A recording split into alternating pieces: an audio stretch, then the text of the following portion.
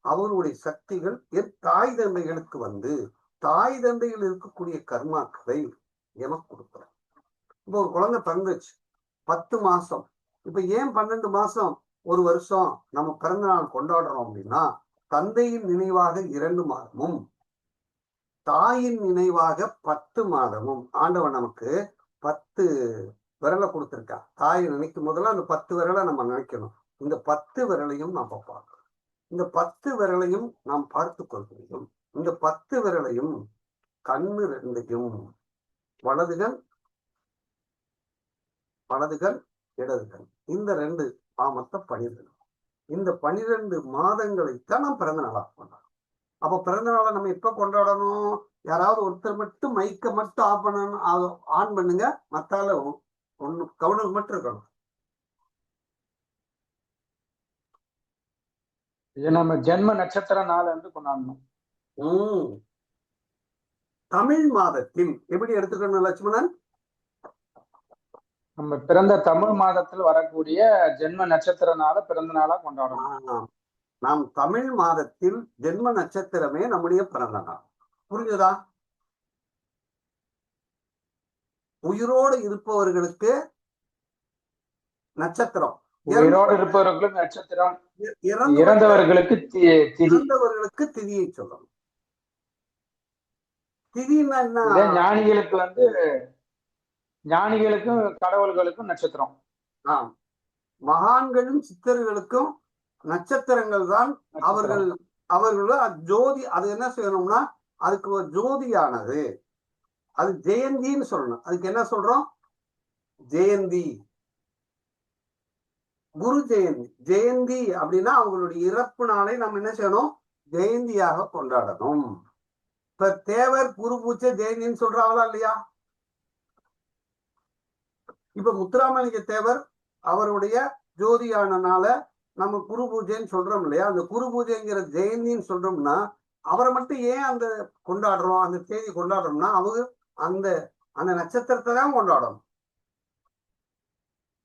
இப்ப இதுவரைக்கும் இந்த டாபிக் புரிஞ்சதா? புரியுதுங்கய்யா. இப்ப எல்லாருமே தேதியை தானே கொண்டாடுறாங்க. சரியானது அல்ல. அது சரியானது அல்ல. நட்சத்திரம் தான் நமக்கு எல்லாமே கொடுக்கும். இந்த ஆற்றலை வழங்குறது அத்தனையுமே நட்சத்திரம் தான். உதாரணமாக குரு பிறந்த நட்சத்திரம் எது? யாராவது சொல்ல முடியுமா? பூசம். இந்த பூச நட்சத்திரத்தில் குரு பிறந்துட்டார்.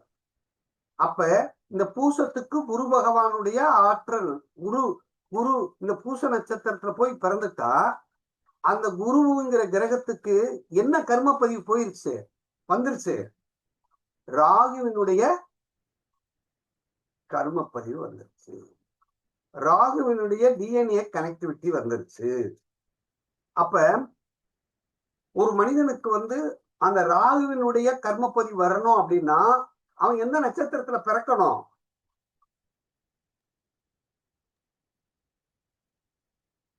சொல்லுங்க. பூச நட்சத்திரத்துல பிறக்கணும். பூச நட்சத்திரத்துல பிறக்கணும். பூச நட்சத்திரத்துல இருந்து 9வது நட்சத்திரம் என்ன நட்சத்திரம் வரும்? விசாகம் ஐயா. அப்ப விசாக நட்சத்திரத்தில் பிறந்தாலும் அவனுக்கு என்ன உடம்புல என்ன கர்மா வந்துருது? ராகுடைய கர்மா வந்துருது. அடுத்து சதய நட்சத்திரத்துல பிறந்தாலும் அவனுக்கு என்ன வந்துருது? ராகுடைய கர்மா வந்துருது. அப்ப அவனுடைய லக்ன புள்ளியோ அவனுடைய சந்திரன் புள்ளியோ லக்னாதிபதியோ பிறந்து விட்டால் அவன் என்ன கர்மாவா வந்துட்டான்? ராகுவோட கர்மா. Very good. அடுத்து இன்னொரு விஷயம், தனுசு ராசி லக்னமாகவோ தனுசு ராசி ராசியாகவோ தனுசு ராசிக்குள்ளேயே சந்திரனையோ லக்னாதிபதி போயிட்டாலும் என்ன கர்மா வந்துடும்? ராகுவினுடைய கர்மா வந்துடும். தனுசு ராசிக்கு என்ன கர்மா இருக்கு? ராகுடைய கர்மா இருக்கிறது. புரியுதா ஐயா? புரியுதுங்க ஐயா. அப்ப தனுசு ராசி வந்தா வந்துருது. அவனுடைய பிறந்த லக்னத்திலிருந்து 9ஆம் பாவத்துல போனாலும் அங்க என்ன கர்மா இருக்கும்? ராகு கர்மா தான் இருக்கும். ராகுனுடைய கர்மா இருக்கும். இப்ப புரியுதா? 9ஆம் வீட்டின் அதிபதி லக்னத்துக்கு வந்துட்டாலும், லக்னாதிபதி 9வது இடத்துக்கு போயிட்டாலும் அவனுக்கு என்ன கர்மா வந்துருச்சு?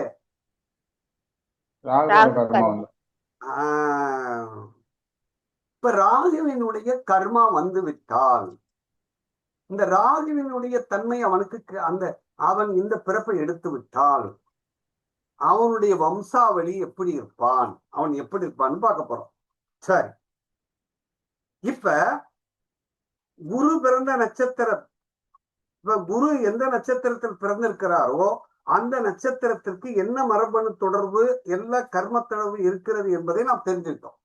மரபணு தொடர்பு என்று சொன்னாலும் சரி, கர்ம தொடர்பு என்றாலும் சொல்லி, டிஎன்ஏ ரெஜிஸ்ட்ரி ஆனாலும் சொல்லி, இந்த 3 வார்த்தைகளை படிச்சுக்கணும். எப்படி சொல்லணும்? கர்ம பதிவு, மரபணு தொடர்பு. இவனுக்கு என்ன மரபணு தொடர்பு இருக்கிறது? ராகுவினுடைய மரபணு தொடர்புன்னு டிசைட் பண்ணிட்டோம் இல்லையா? ராகுடைய மரபணு தொடர்பு வைக்கிறது நம்ம டிசைட் பண்ணிட்டோம். அப்படி டிசைட் பண்ணின உடனே அது என்ன சொல்ல போகுது அந்த ராகு அப்படின்னா, இந்த ராகு சொல்லுது, அதாவது என்னுடைய வம்சாவளியில் இவன் பிறந்ததுனால 2க்கு மேற்பட்ட திருமணம் நடந்திருக்கும் இவனுடைய வம்சத்தில் என்பதை சுட்டி காட்டுகிறது. First point. ராகுடைய கர்மானால என்ன அர்த்தம்? 2 திருமணங்கள், 2க்கு மேற்பட்ட திருமணங்களை நடந்திருக்கிற வம்சத்தில் பிறந்திருக்கிறான்.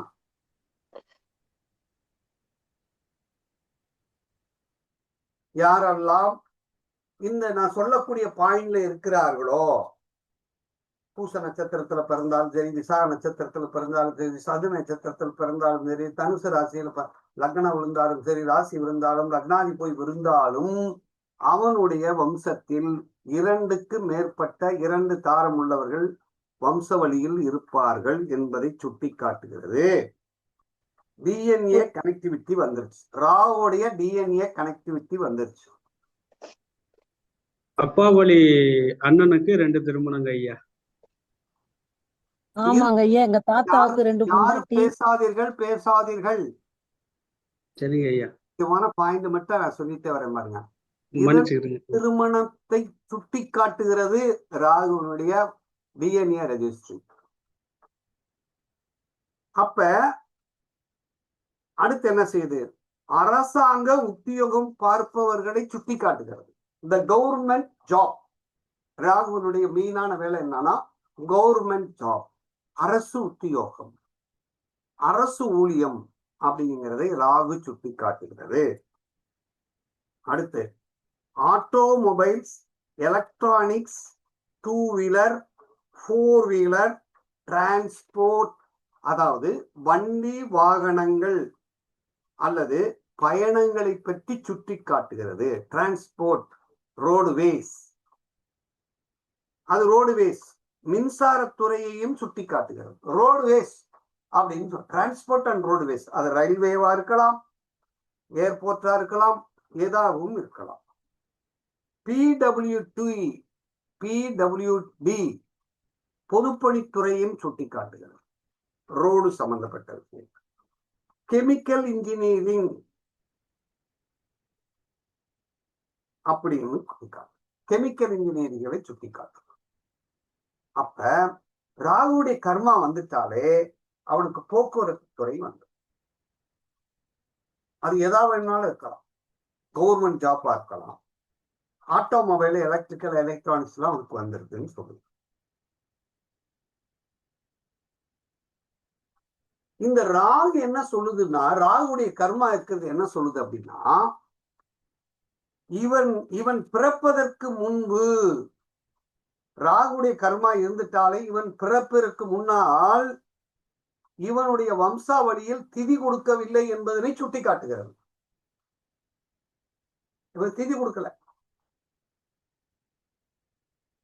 அதாவது திதி என்பது என்ன அப்படின்னா, நம் முன்னோர்களை, பசியோடு இருக்கும் நம் முன்னோர்களை புசிக்க வைப்பது, நம்மீது கொண்டுள்ள தாகத்தை தீர்த்து வைப்பது, அல்லது நம் முன்னோர்களை நாம் நினைத்து பார்ப்பது. ஏனென்னா நாம் ஜெனட்டிக் தொடர்புடையவர்கள், நம் மரபோடு தொடர்புடையவர்கள், நாம் ஏதோ ஒரு பிறவியிலிருந்து வந்தோம், நம்மோடு தொடர்புடையவர்கள் மேலே இருக்கிறார்கள், அவர்களுடைய கனெக்டிவிட்டி.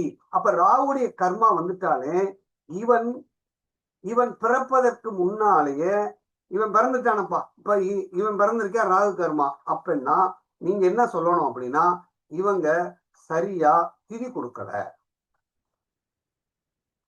முன்னோர்களுக்கு திதி கொடுக்கல. அப்ப திதி கொடுக்கும்போது எப்படி கொடுக்கணும் அப்படின்னா, நல்லா கவனிங்க. ஒரு திதி கொடுக்கும்போது, இப்ப நான் இருக்கேன்னா, எங்க அப்பா எங்க அம்மா இறந்து போய்விட்டார்கள் என்றால், அவர்கள் நம்மை விட்டு போய்விட்டார்கள் என்றால், அவர்கள் இறை சக்தி அடைந்து விட்டார்கள் என்றால், அவர்களுக்கு அந்த திதியை நாம் கொடுக்கணும். அது மட்டும் என்னுடைய கடமை இல்லை. என் அப்பாவுக்கு, என் தாத்தாவுக்கு, என் பாட்டிக்கு நான் திதி கொடுக்க, என் தந்தை வழி உள்ளவர்களுக்கு நான் திதியை கொடுக்க வேண்டும். அப்படி கொடுக்கும்போது என் தந்தை வழியில் யாராவது திருமணம் ஆகாமல் ஆணோ பெண்ணோ இறந்திருந்தாலும் அவர்களையும் நினைந்து திதி கொடுக்க வேண்டும். அந்த ஜீவனும் நம்மை எதிர்நோக்கி இருக்கும் அப்படிங்கிறத நீங்க பார்க்கணும். புரியுதா? அப்ப நம்ம அந்த தாய் நம்ம தந்தை வழியில் இருக்கக்கூடிய அந்த ஆத்மாவை நாம் திருப்திப்படுத்தணும். இப்ப எங்க பெரியப்பா 17 வயசுல இறந்து போயிட்டார். அவர் இறந்து போயிட்டார்னா அவரை நான் நினைக்கணும்,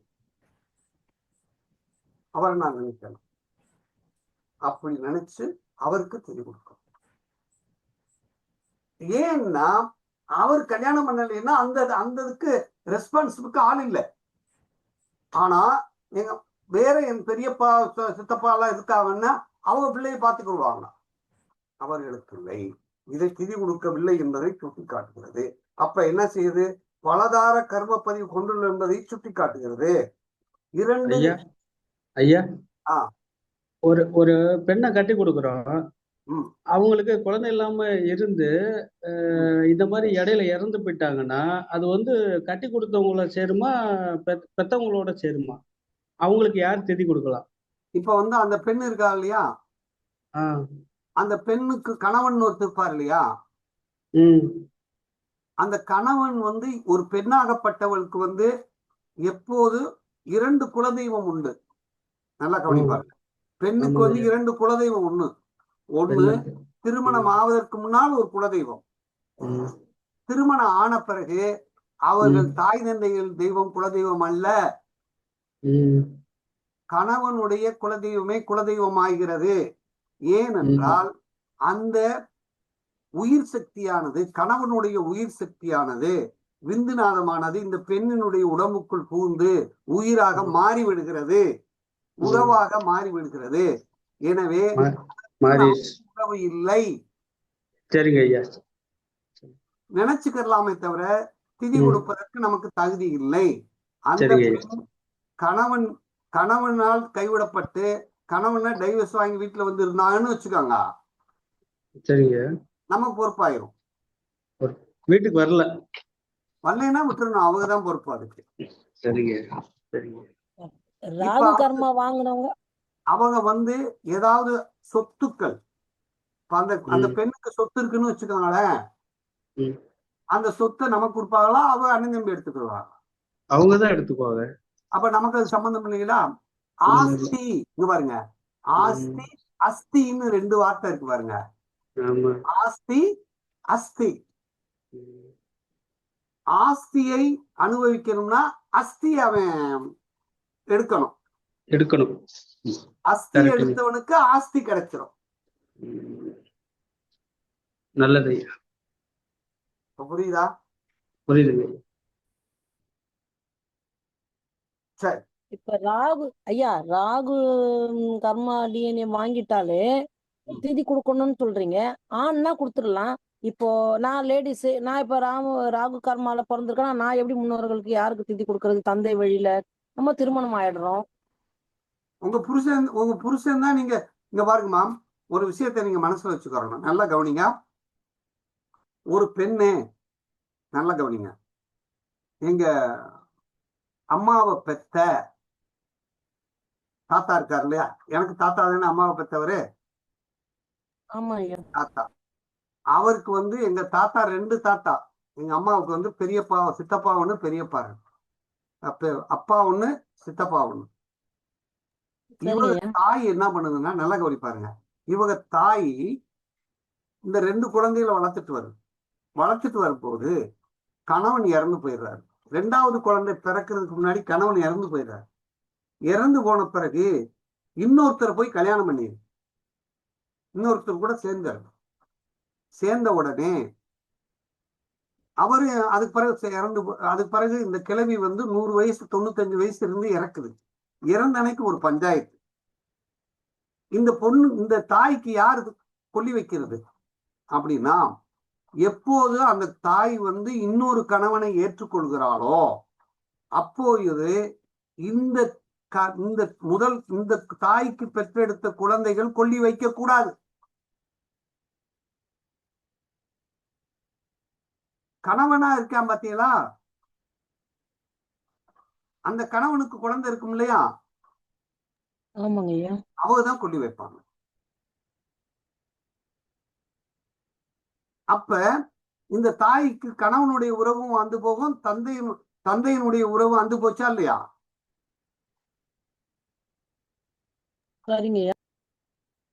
இப்ப புரிஞ்சிருக்கும்னு நினைக்கிறேன்.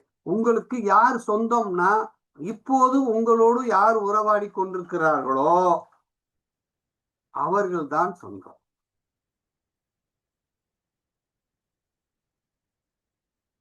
ஐயா, இந்த பாயிண்ட் புரியுதா? புரியுதுங்க ஐயா. அப்ப நம்ம கர்மா வந்து நம்ம வந்து திதி கொடுக்க தேவையில்லை. திதி கொடுத்தா அது ஏற்றுக்கொள்ள மாட்டாது. ஏன்? உங்களுக்கு தகுதி இல்லாம போயிருது. ஆமாங்க ஐயா. இப்ப உங்களுக்கு வந்து எந்த தெய்வத்தை கும்பிடுவீங்க? புருஷ வீட்டு தெய்வம் எந்த தெய்வத்தை போய் கும்பிடுவீங்க? குலதெய்வமா? தெரியவே இல்லை ஐயா. இன்னும் தெரியலன்றியா? நான் அம்மா வீட்டுக்கும் கும்பிட முடியல, அப்பா வீட்டுக்கும் கும்பிட முடியல, இவரும் கும்பிட முடியல. எதுவும் அப்படி தெரியாமலே ஓடுது. அப்படிலாம் சொல்லக்கூடாது. இப்ப யார் கூட வாழ்றீங்களோ அவங்களதான் கும்பிடணும். ஐயா, நிறைய பேரு குலதெய்வமே ப்ராப்பரா இன்னும் தெரியலைங்க. அதான் பிரச்சனை. இந்த டாபிக் நீங்க நல்லா கவனிங்க. யாரோ சொன்னாங்க பிரச்சனை குடும்பத்துல தாலி போட்டுக்க கூடாதுன்னு, அதையுமே கழட்டி வைட்டாரு. தாலியுமே கழட்டி வச்சாச்சு. இப்ப என்ன பண்றது? தாலியை வந்து கழட்டி வச்சிட்டதுனால என்ன அர்த்தம்? நல்லா கவனிப்பாருங்க. ஒரு பெண் வந்து ஒரு கணவனோட வாழ்வதற்கு அத்தாட்சி என்ன சொல்லுங்க? தாலி. தாலியை கழட்டிட்டா அந்த கணவனுக்கு உங்களுக்கு உறவு இருக்கா? இல்லை. ஒன்னா வீட்லயே இருந்தாலும் உறவு இல்லை. அப்படிதானே ஐயா? இல்லம்மா, தாலியை கழட்டிட்டோம்னா அந்த கணவனுக்கு நாம வாக்கப்படலைன்னு அர்த்தம்.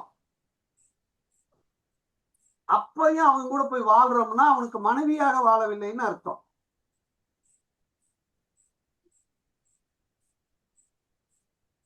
அவனை சொல்ற வார்த்தை புரியுதா? புரியுதுங்க ஐயா. இதுக்கு தீர்வு நீங்க அவன் போட தாலியை கட்டினாத்தான் அவன் உங்க புருஷன்.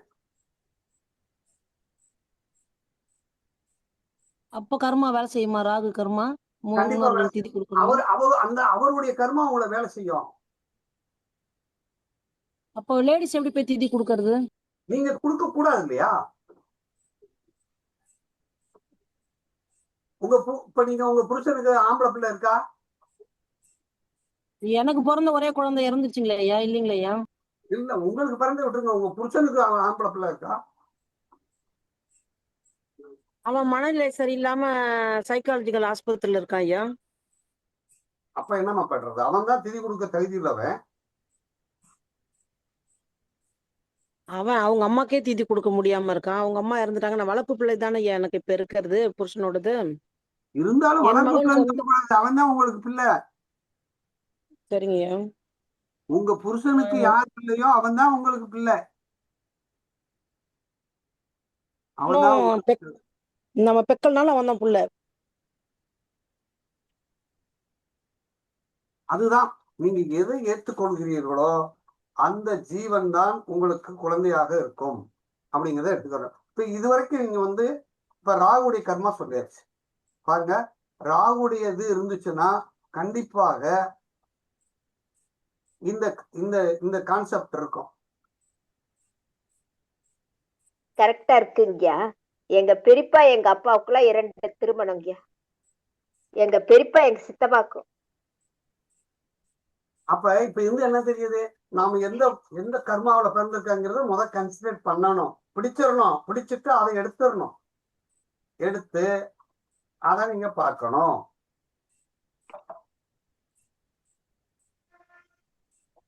புரியுதுங்க ஐயா. சரி, இப்ப ராகு ராகு அப்படின்னு வந்துட்டாலே இப்ப நான் சொன்ன பாயிண்ட்ஸை நீங்க மனசுல வச்சுக்கணும். சரிங்க ஐயா. சரி ஐயா, இன்னும் ஒரு சந்தேகம். அந்த மின்சாரத்துறை, ரயில்வே துறை, பொதுப்பணித்துறையில வேலையில இருப்பாங்க இல்லைங்களாங்க அந்த ராகு? கண்டிப்பா இருப்பாங்க. கண்டிப்பாக அதோட தொடர்பு இருக்கும். வேலை செய்வார்கள். சரிங்க. இதை நீங்க மனசுல வச்சுக்கணும்.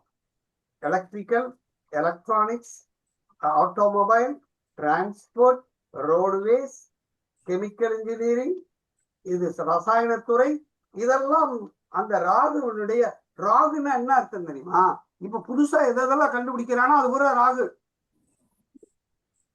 இந்த நியூ டெக்னாலஜி பூரா ராகு.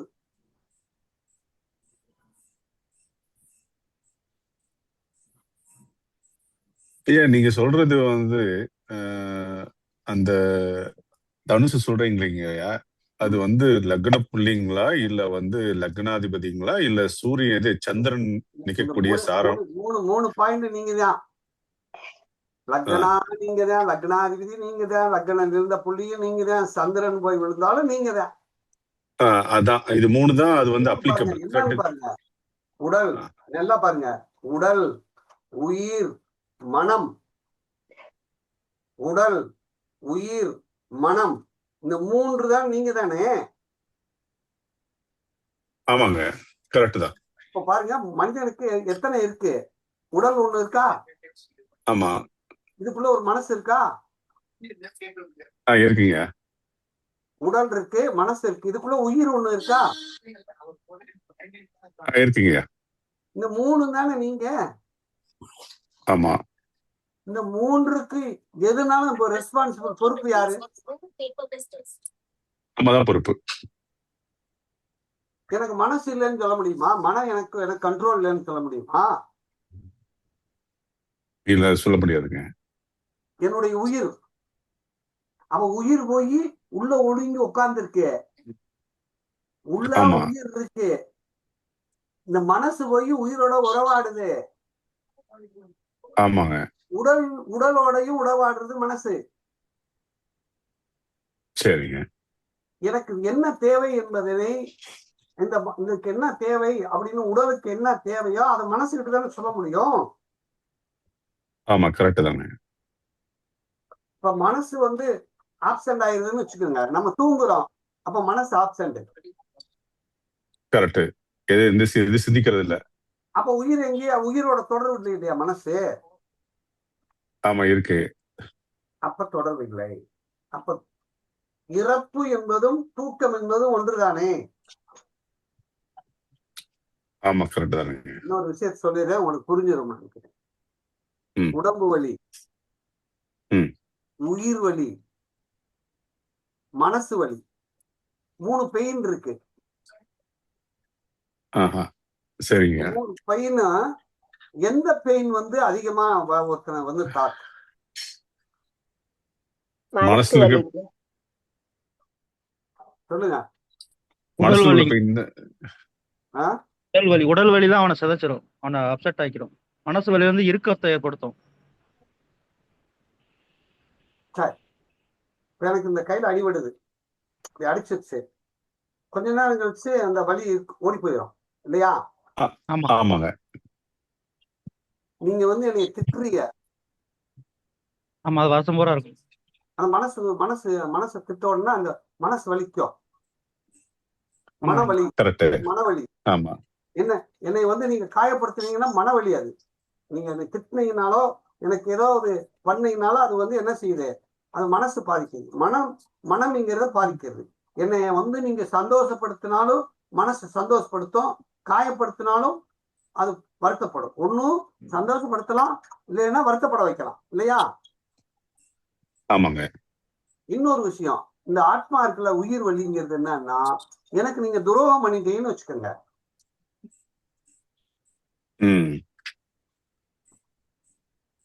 அது உயிர் வலி ஆயிடும். ஓகே. எனக்கு ஒரு துரோகம் நடந்துச்சுன்னா அந்த உயிர் வலி தாங்க முடியாது. இப்ப மத்த 2 வலியும் தாங்கிடலாம், இது தாங்க முடியாதுன்னு சொல்றீங்க. ஒரு துரோகம் செய்து விட்டால் அந்த உயிர் வலிக்கிற மாதிரி ஒரு சம்பவத்தை செஞ்சிடறான்னு வச்சுக்கோங்க, தாங்க முடியாது. அதாவது அவமானப்பட போறான்னு வச்சுக்கோங்க, அசிங்கப்பட போறான்னு வச்சுக்கோங்க, அப்பதான் உயிர் வலிக்குது.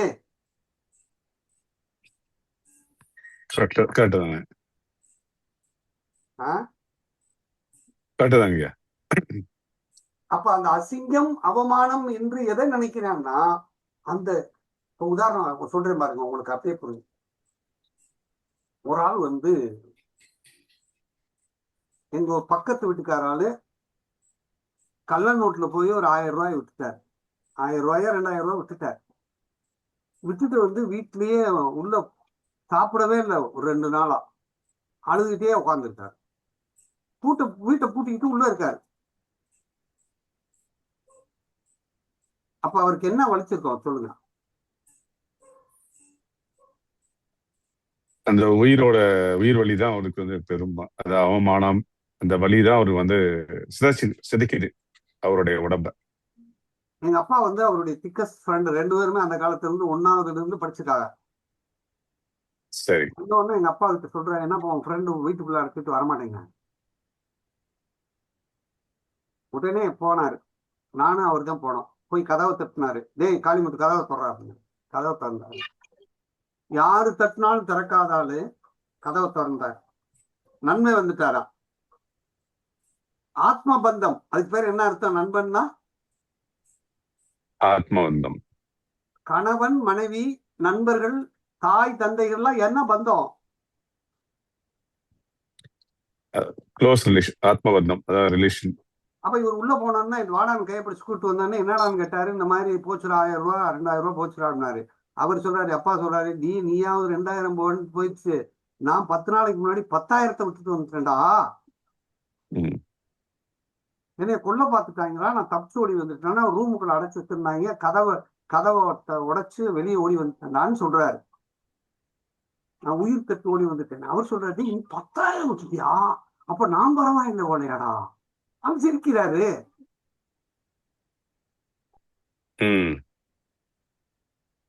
போடா காசு அப்புறம் சம்பாதிச்சுக்கலாம்டா வாடா அப்படின்னு சொல்லி கூட்டு போய் அப்புறம் சாப்பிட வச்சாரு.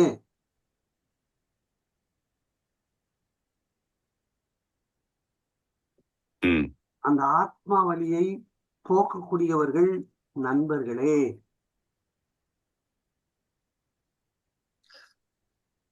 வேற யாரும் இல்ல. வேற யாரும். சரீர வலியை போக்குறதுக்கு டாக்டர் இருக்காங்க.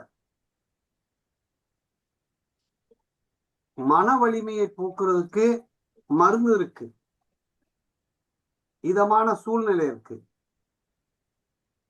அந்த காலத்து ராஜாக்கள்லாம் மனசு கஷ்டமா இருக்கும்போது நடனம் ஆடுறது, மங்கி இவங்களெல்லாம் கூப்பிட்டு வச்சு ஒரு கச்சேரி பார்த்துருக்காளா இல்லையா? அது ஒரு ஸ்ட்ரெஸ் மாதிரி.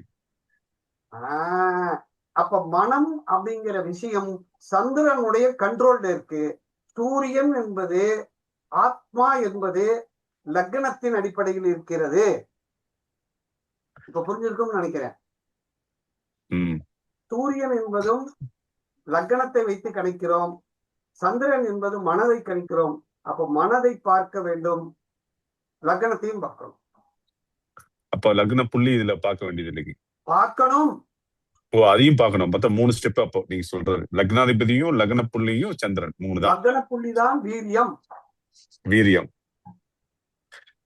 நீங்க எதுக்கு என்ன லக்ன புள்ளியில் பிறந்திருக்கிறவர்களோ அதுதான் தீர்மானம் பண்ணும். உங்களை தீர்மானம் பண்ணும், உங்களுடைய வம்சத்தை தீர்மானம் பண்ணும், உங்களுடைய டிஎன்ஏ ரெஜிஸ்ட்ரியை தீர்மானம் பண்ணும். இப்ப நீங்க லக்னம் என்ன லக்னம் பிறந்தீங்களோ சொல்லுங்க. ஐயா நம்ம ரிஷப லக்னம் ஐயா. இந்த ரிஷப லக்னம் பிறந்திருக்கீங்கன்னா ரிஷப லக்னத்துல ஒரு லக்ன புள்ளி விழுந்திருக்கும் இல்லையா? ஆமாங்க. அது என்ன? அது கீர்த்திங்க. அப்ப அந்த கிருத்திங்கிற அந்த கான்செப்ட் தான் செவ்வாயினுடைய கர்ம பதிவை தாங்கி வந்திருக்கீங்கிற சொல்லுது. செவ்வாய் உங்க ரத்தத்துல என்ன இருக்கு? செவ்வாய் இருக்கு. உங்களை கோவப்பட வைக்கும். ஐயா கிருத்திகை சூரியன் தான். சூரிய நட்சத்திரம், சூரியனுடைய சொந்த நட்சத்திரம். ஆனா அதுக்குள்ள அந்த அந்த நட்சத்திரத்துக்குள்ள என்ன மரபணு தொடர்பு இருக்குன்னா செவ்வாயின் மரபணு தொடர்பு உள்ளது. அது எப்படிங்க ஐயா சொல்றது? அதைத்தானே நான் முதல்ல சொல்லிட்டே வர்றேன். சரிங்க, நான் கிளாஸ் லேட்டா அட்டெண்ட் பண்ணேன், சாரி. 27 நட்சத்திரத்திற்கும் அந்த கொடுத்து அனுப்பியிருக்கேன்ல, புக்கை போட்டிருக்க மாத்தியா?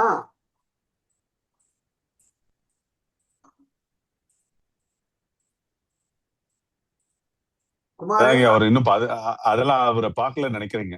ஆமாங்கய்யா, லேட்டா ஜாயின் பண்ணிட்டேங்கய்யா, சாரி. அனுப்பிட்டேன், நான் அனுப்பிட்டேன். நீங்க அதை பாருங்க, அதை திருப்பி பாருங்க. பேசுறது யாரு? விஸ்வநாதன். விஸ்வநாதையா. அத அந்த 27 நட்சத்திரத்துக்குள்ளேயும் இந்த டிஎன்ஏ ரெஜிஸ்ட்ரி இருக்கு. குமார் அப்ப இது அப்ப இது கர்ம புள்ளி நீங்க சொல்றது செவ்வாய் தான் இருக்குது, அது கன்ஃபார்முங்க.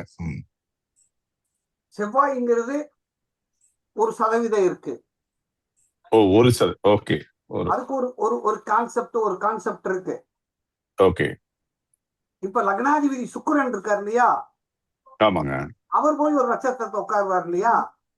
ஆமாங்க. அவரு ஒரு கான்செப்ட கொண்டு வருவார். ஓ, ரைட். உயிர் டிஎன்ஏ ரெஜிஸ்ட்ரி. இது தந்தையினுடைய டிஎன்ஏ ரெஜிஸ்ட்ரி. ஓகே. சந்திரன் ஒண்ணு இருக்கல்ல, ரெஜிஸ்ட்ரி. ஆமாங்க. அந்த சந்திரன் எந்த நட்சத்திரத்தை போய் உட்கார்ந்துருக்காருன்னு பார்க்கணும். ஓகே. அப்படி பாத்தீங்கன்னா நீங்க நம்மளது திருவாதிரையில சந்திரன் பாத்தீங்கன்னா திருவாதிரையில இருக்கு. அப்புறம் பாத்தீங்கன்னா லக்னாதிபதி பாத்தீங்கன்னா இதுல இருக்குங்க, குரு விசாகத்துல வருது. விசாகம். அப்ப விசாகம்னா என்ன டிஎன்ஏ ரெஜிஸ்ட்ரி இருக்கு? இது குரு ராகுனுடைய டிஎன்ஏ ரெஜிஸ்ட்ரி இருக்கு. அதானுங்க. ராகு இருக்கு. அதே மாதிரி சுக்கிரனுடைய டிஎன்ஏ ரெஜிஸ்டர் இருக்கு. செவ்வாயினுடைய டிஎன்ஏ ரெஜிஸ்டர் தான் நீங்க. கரெக்ட் தாங்க. இந்த 3 ரெஜிஸ்டர் இருக்கு. ஐயா, இந்த 3 தான் நீங்க பிறந்திருக்கீங்கன்னு சொல்லுது உங்களை. ஐயா ஐயா, இந்த 3 கான்செப்டும் ஒரே லெவல்ல வேலை செய்யுங்களா அல்லது அது கொஞ்சம் முன்ன பின்ன வேலை செய்யுங்களா? எல்லாமே வேலை செய்யும். 3 ஒரே மாதிரி வேலை செய்யும். இப்ப பாருங்க, செவ்வாய் இருக்குன்னு வச்சுக்கோங்களேன். செவ்வாயினுடைய டிஎன்ஏ ரெஜிஸ்டருக்கு லட்சியத்தோட இருக்கணும்னு நினைப்பாரு.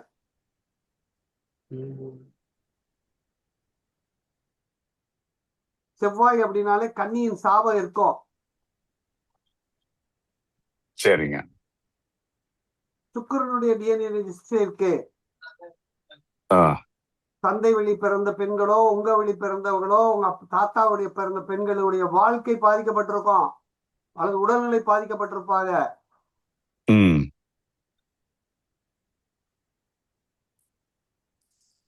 இப்படி ராகுடைய டிஎன்ஏ ரெஜிஸ்டருக்கு அப்ப திதி கொடுத்துருக்க மாட்டாங்க.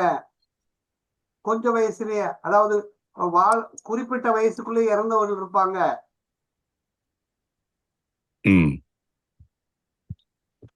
இப்படி எல்லாம் அந்த டிஎன்ஏ ரெஜிஸ்டர் பத்தி நம்ம பாக்குறோம். இது 3 சுட்டி காட்டுதுங்க. இந்த 3 நம்முடைய வம்சத்துல இருக்குன்னு பார்த்து இப்ப ஒரு கிரகத்தை தான் நம்ம பார்த்திருக்கோம். அதான் அதான் கேட்டேனுங்க.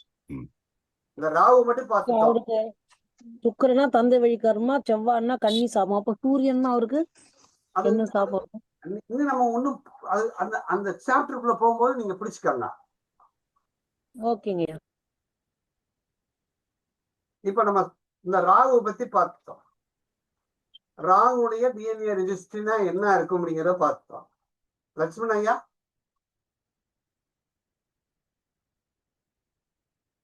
லட்சுமணன் ஐயா வணக்கம் ஐயா, சொல்லுங்க ஐயா. இப்ப அந்த ராகுனுடைய கர்ம பதிவு என்ன ரெஜிஸ்ட்ரி இருக்குன்னு வரிசையா சொல்லுங்க. ராகுனுடைய கர்ம பதிவிடுமாக்கா, அது வந்து 2வது திருமணத்தை சுட்டி காட்டும் அவங்க வீட்டுங்கள்ல. ஒண்ணு, அப்ப திதி கொடுக்காமல் இருப்பாங்க. 2க்கு மேற்பட்ட திருமணங்களுக்கு அந்த 2க்கு மேற்பட்ட இருக்காதா சுட்டி காட்டும். திதி கொடுக்காமல் இருப்பாங்க. அவங்களுக்கு அவங்க குடும்பத்துல அந்த ராகுனுடைய கர்மா வாங்கின குடும்பத்துல வந்து அரசு உத்தியோகம் செய்யக்கூடிய வாய்ப்பு இருக்கும். தொழில், வண்டி, வாகனம், பயணம் போன்ற மின்சாரத்துறை, ரயில்வே துறை, பிடபிள்யூ பொதுப்பணித்துறை, மெக்கானிக்கல் இன்ஜினியரிங், போக்குவரத்து துறை, ஆட்டோமொபைல் போன்ற தொழில வந்து இருக்கிறதுக்கு நிறைய வாய்ப்பு இருக்கும்.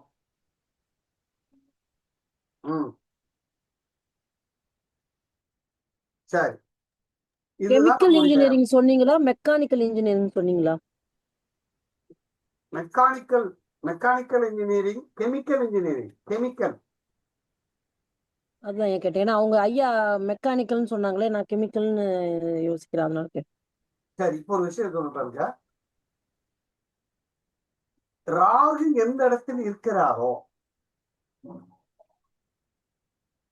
நிறைவேறாத ஆசையை குறிக்கிறது.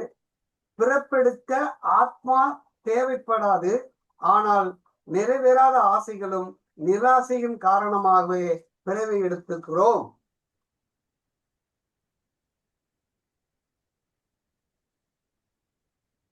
நிராசையினால பிறப்பை எடுத்துக்கிறோம்னு அர்த்தம்.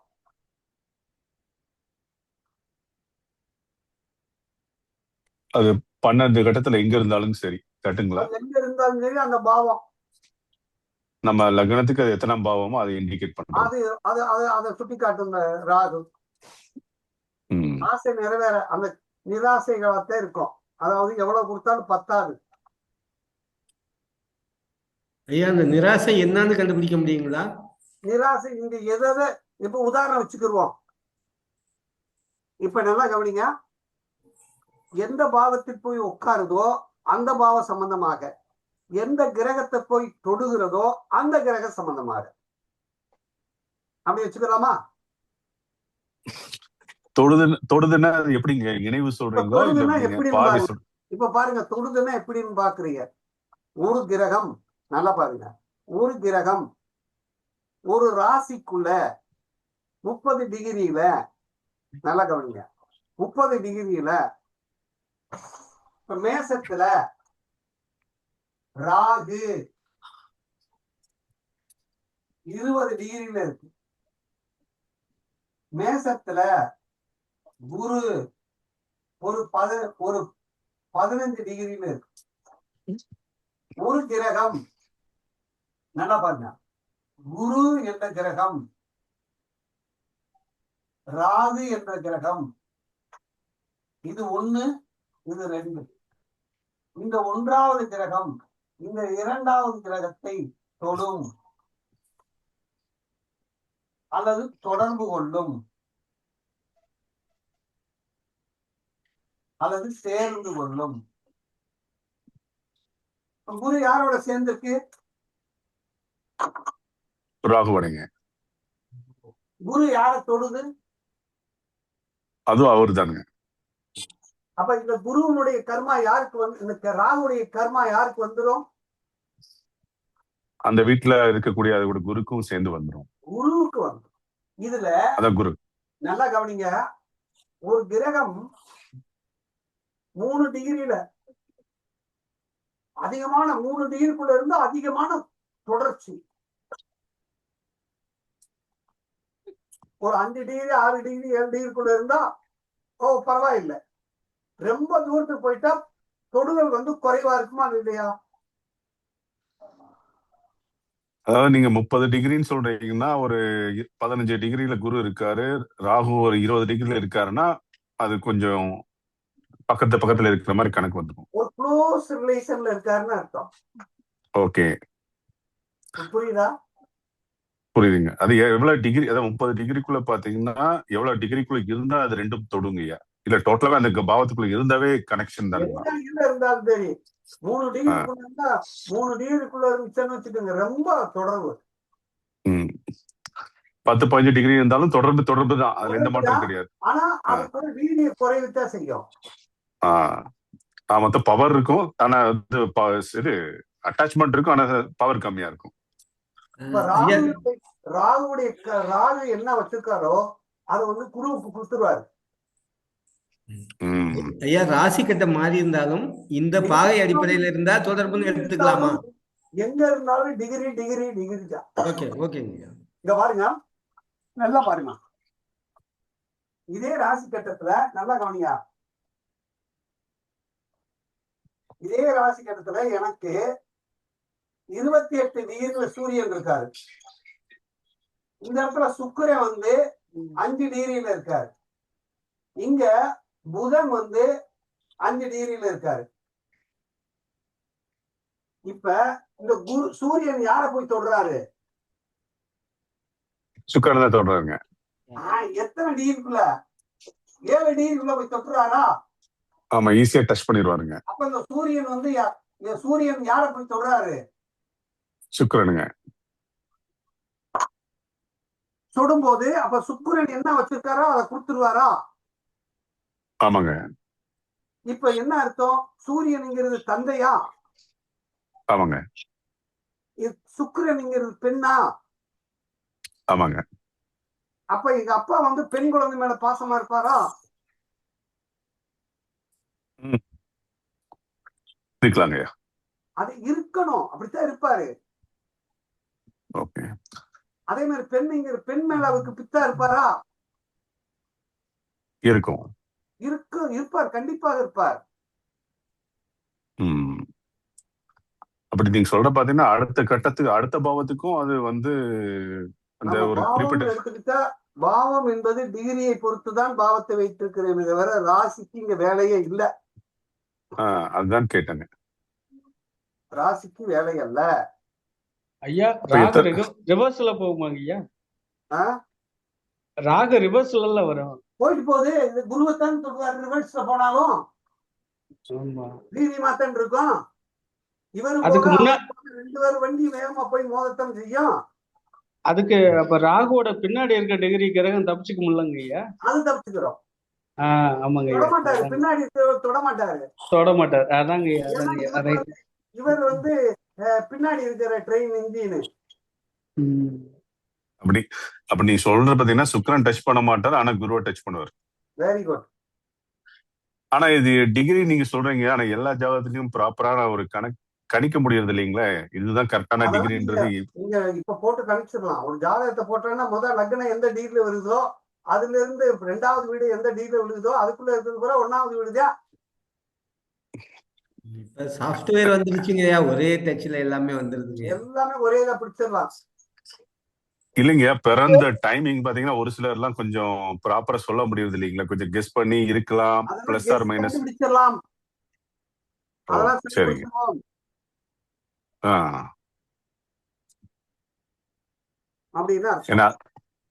ஏன்னா இதுதான் நிறைய இடத்துக்கு கன்ஃபியூஸ் ஆகுதுங்க. டைமிங் கரெக்டா இல்லாதனால யாருனாலும் ப்ரெடிக்ட் பண்ண முடியாது. அதெல்லாம் எப்படி அடுத்த வகுப்புல அந்த டைமிங் எல்லாம் நம்ம சொல்லி கொடுத்துருவோம். சரிங்க. 2 மணி நேரம் வித்தியாசத்துல நமக்கு பெரும்பாலும் வேற எதுவும் மாறுறது இல்லைங்கய்யா. சரி, இப்ப நம்ம கிரக சேர்க்கை, கிரக தொடர்பு, கிரக பார்வை. ஒரு கிரகம் பார்க்கும், ஒரு கிரகம் பார்க்கும். அதை எப்படி எடுத்துக்கிறது அப்படின்னா, இப்ப 1வது எடுத்துக்கிறோம். 28 டிகிரில யார் இருக்கா? சூரியன் இருக்காரு. ஆமாங்க. அதுல இருந்து சூரியன் 7வது பார்வையா எங்க பாப்பாரு? 28 டிகிரில தானே பாப்பாரு. ஆமா, அப்படிதான் பாப்பாருங்க. சூரியனுக்கு முன்னாடி 3 டிகிரியும் பின்னாடி 3 டிகிரிக்கு மட்டும் தான் அது காம்பினேஷன் இருக்கும். அந்த பார்வையினுடைய வீச்சு இருக்கும்.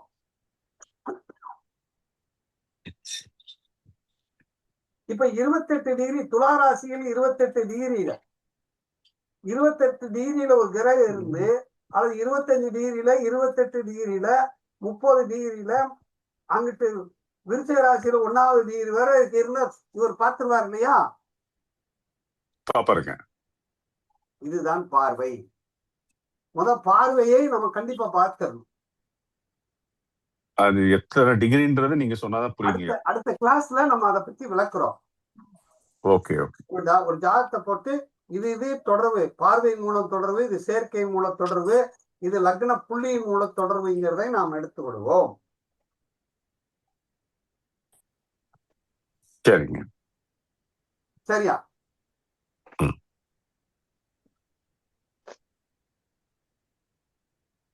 சரி, இதுவரை நம்ம நடத்துனதுல ஏதாவது டவுட் இருக்கா?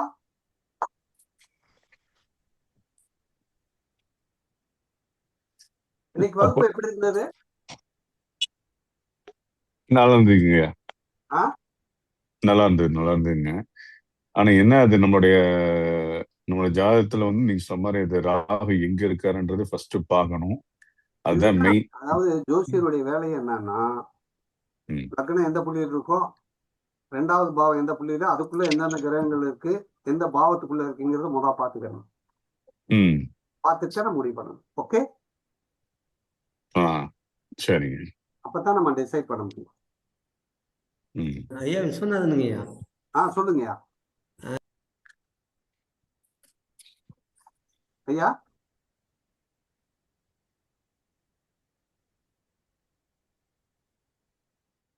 சரி, ஏதாவது டவுட் இருந்தா கேளுங்க. ஈஸ்வர். ஐயா விஸ்வநாதனுங்க ஐயா. ஐயா வணக்கங்க ஐயா. எப்படி வகுப்பு எப்படி புரிஞ்சுக்கிட்டியா? எப்படி இருந்துச்சு? ஐயா ஐயா சூப்பரா போயிங்க, நல்லா புரிஞ்சுக்கிட்டீங்க.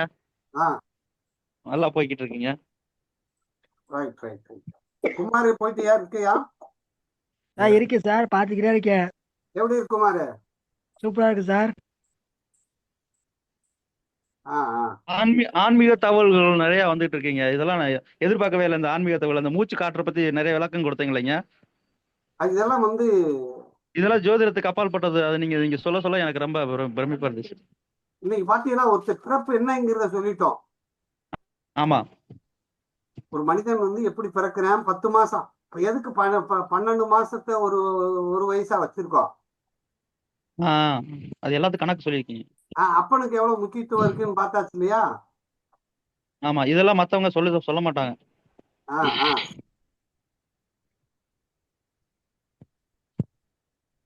அதனால இதை பார்த்துட்டேன்னா ரைட், ரொம்ப சந்தோஷம். நம்ம நாளைக்கு இன்னும் அடுத்த திங்கட்கிழமை அன்னைக்கு தான் வகுப்பு இருக்கும். நம்ம நாளைக்கு கிறிஸ்துமஸ் வந்துடுது. அதுக்கடுத்து வந்து நான் கோயம்புத்தூருக்கு வகுப்பு நடத்துறதுக்காக போக வேண்டியது இருக்கு. கௌசிகன் ஐயா அவருடைய இருக்காங்க. ஆமா, கோயம்புத்தூர் கௌசிகன் ஐயா விளம்பரம் வந்து பார்த்தேன். அவருடைய வகுப்புல அது நேரடி வகுப்பாங்க. நேரடி வகுப்பு. சரி சரி சரி. அது ஒரு இதுல பார்த்தேன், ஆடல பார்த்தேன், உங்க பேர் இருந்துச்சு. சரி, தனியா கேட்டுக்கலாம். அது நான் சனி ஞாயிறு வகுப்பு இருக்கு. சரிங்க. அங்க நம்ம போக வேண்டியது இருக்கிறதுனால. சரிங்க, முடிச்சிட்டோம். சரிங்க சரிங்க. ஐயா, இப்ப நீங்க கருத்தரங்க மீட்டிங் போறீங்கல்லங்க ஐயா, அது எப்ப என்னென்ன குரூப்ல எதுவும் பண்ண முடியுங்களா? முடிஞ்சா வந்து கலந்துக்கலாம். கருத்தரங்கம் இப்போ ஞாயிற்றுக்கிழமை தான் நடக்கும். இங்க மதுரை இந்த மாதிரி போனா அதிகமா போறதுல மதுரை மட்டும் போறது மாதிரி இருக்கு. ஐயா, நீங்க போற மீட்டிங்க்கு சார் கொஞ்சம் தெரியப்படுத்தினா நல்லா இருக்கும். சரி, ஓகே ஓகே. நன்றிங்க ஐயா. நன்றி நன்றி. வாழ்க வளமுடன் ஐயா. வகுப்பு அருமைங்க, நல்லா இருந்துச்சுங்க. ரொம்ப நன்றிங்க ஐயா. இப்ப நம்ம இன்னைக்கு பேசின விஷயம் இருக்கு இல்லையா?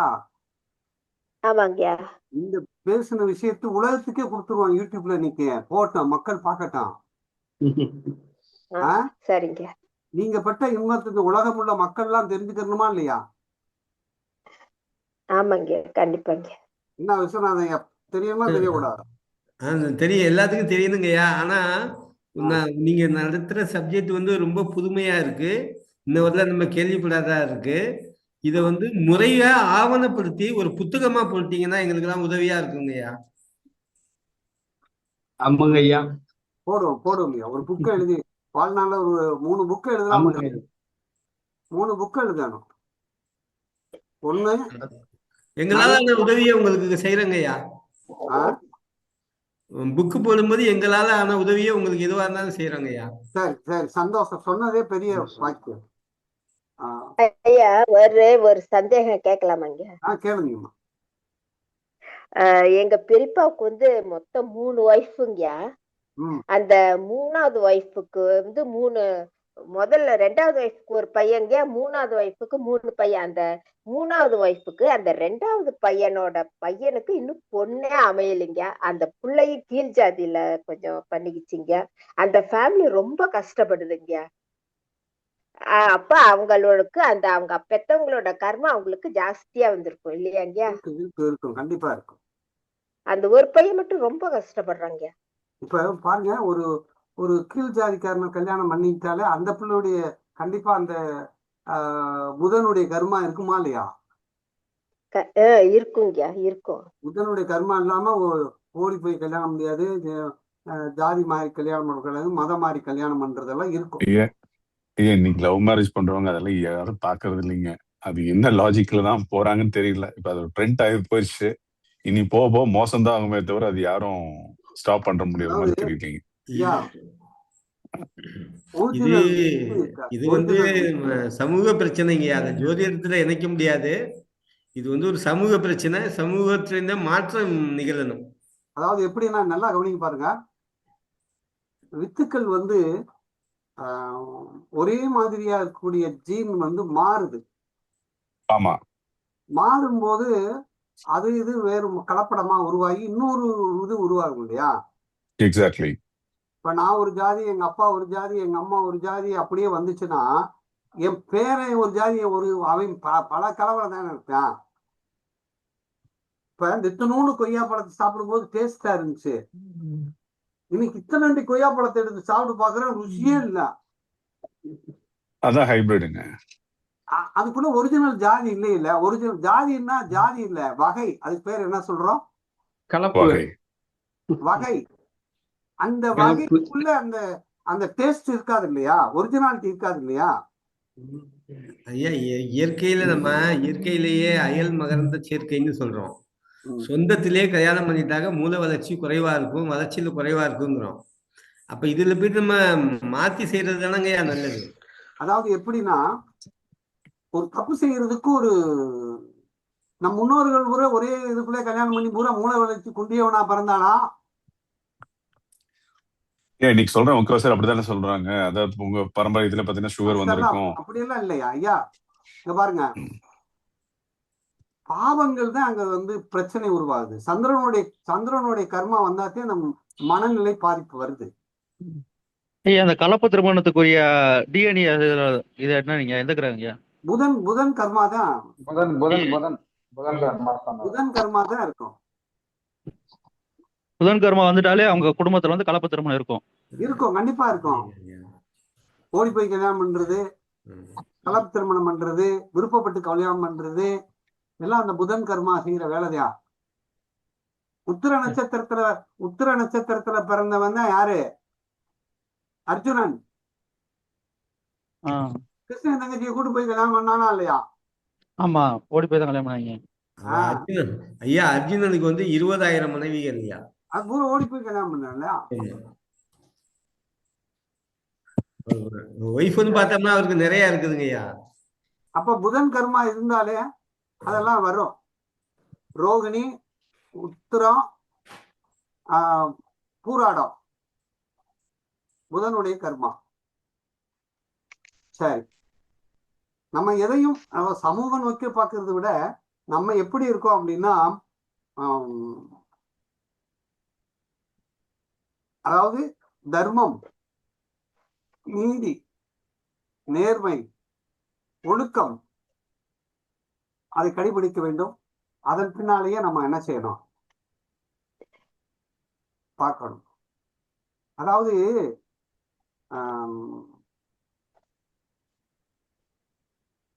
பாரதியார் வந்து ஜாதிகள் இல்லையடி பாப்பா அப்படின்னு ஒரு பாட்டு பாடுறாரா இல்லையா? ஜாதி உயர்த்தி சொல்ல அதெல்லாம் சொன்னார் இல்லையா? பாரதியாருடைய ஃப்ரெண்டு ஒருத்தர் வந்து பிள்ளைவாள், அவர் வசதியான ஆள். அவர் வந்து பாரதி கிட்ட கேட்கிறார், நண்பனே நீ இவ்வளவு கஷ்டப்படுற, உன் மகளை வந்து என் மகனை கல்யாணம் பண்ணிக்கிடுவோம், கல்யாணம் பண்ணா நீ வசதியா வந்துருவில்ல அப்படின்னு கேட்கிறார். அப்ப அவர் என்ன சொல்றாரு, எதுக்குள்ள ஒரு ஒரு குறுக்கல் வர்றார். குறுக்கருடைய மனைவிய இந்த பிள்ளைவாள் வச்சிருக்கானா. இவர் செருப்பை கலத்தி அந்த பிள்ளைவாளை போய் அந்த குறுக்களை போய் அடிக்க போறாரு பாரதியார். நீ ஜாதி கத்தி போனதுனாலதான்றா இப்படிலாம் கேட்கிறான், நீ சரியில்லாததுனாலதானே அந்த மாற்றம் ஏற்பட்டுச்சு, அவன் இந்த மாதிரி கேட்கறதுக்கு காரணம் என்ன, இதுதானே. அப்படி அவன் ஜாதியே வேணாம்னு சொன்னா ஒரு தாழ்ந்த குலத்துல போய் அவன் முன்ன எடுத்துட்டு வரணும் அப்படின்னு சொன்னார். புரியுதா நான் சொல்ற வார்த்தை? இல்ல நீங்க சொல்றது புரியுதுங்கய்யா, ஆனா நீங்க என்ன சொல்ல வர்றீங்கன்னு புரியல. என்ன வித்து வந்து வித்து எங்க நீ செஞ்ச தப்பு தான்ற அவன் இப்படி கேட்கிறான்னு சொல்றாரு பாரதியார். அது புரியுதுங்கய்யா. உன் வீட்டுல நடக்கக்கூடிய சம்பவம் தான் அவனை செய்ய சொல்லுது, கேட்க சொல்லுது. அங்க ஒழுக்க தர்மம் இல்லை இல்ல. அதாவது நீங்க கும்பிடுற தெய்வம் இருக்கு இல்லையா, உங்க குலதெய்வம்னு ஒண்ணு வச்சிருக்கீங்க இல்லையா, அந்த குலதெய்வம் என்ன ஏத்துக்குருமா? அந்த காலத்து ராஜாக்கள் எல்லாம் பார்த்தோம்னா கணக்கு வழக்கு இல்லாம தானங்க அவன் மனைவி அழிஞ்சு போயிட்டாங்க. அதனாலதான் என்ன ஆயிட்டாங்க, அழிஞ்சதுக்கு காரணம் என்ன? கணக்கு வழக்கு இல்லாததுனாலதான் அழிஞ்சு போயிட்டாங்க. என்னாலதான் அழிஞ்சாங்க புறப்பயலும். எல்லாமே நியாயத்தையும் நீதியும் தர்மத்தையும் கடைபிடித்தவர்கள் மட்டுமே நிலைத்தவர்கள். நியாயம் நீதிங்கிறது காலத்துக்கு காலம் மாறக்கூடியது தானங்கய்யா. அதெல்லாம் நீங்க என்னதான் இருந்தாலும் அத்தைன்னு தான் சொல்லுவீங்க, சின்னம்மான்னு சொல்லிடுவீங்களா?